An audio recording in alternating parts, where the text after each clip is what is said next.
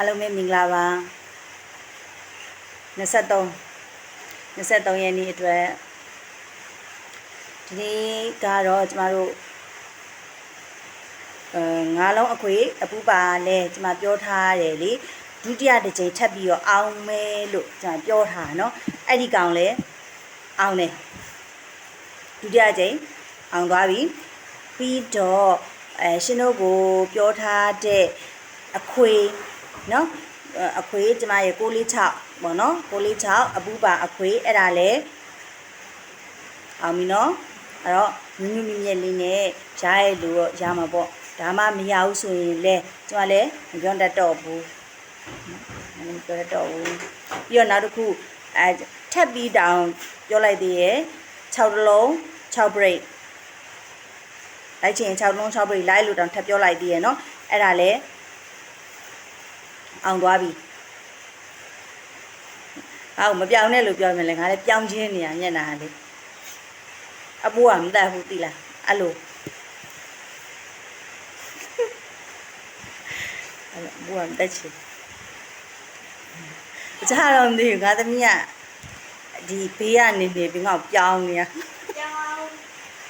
ပြောင်းမဘူးလို့ပြောတယ်မှာတော့ငါ့ကိုပြောင်းချင်းနေပြောတာလေမျက်နှာပြုတ်စီနေတိတာကဲဟုတ်ပြီအဲ့တော့တို့23ရက်နေ့နော်23ရက်နေ့မှာနောက်ထပ်ပြီးငါတို့ fight ကြမယ်ကွာဘာနဲ့ fight မှာတော့ဆိုရင်ကျမခေါ်တယ်3ညတလုံး3ည break နော်3ညတလုံး3ည break ထပ်ခေါ်မယ်အဲ့တော့လိုက်ချင်တဲ့သူတွေက3ညပတ်3ည break လို့နော်အဲ့လိုမျိုးအဲ့ကျမခေါ်တယ်နေလိုက်ပြောမယ်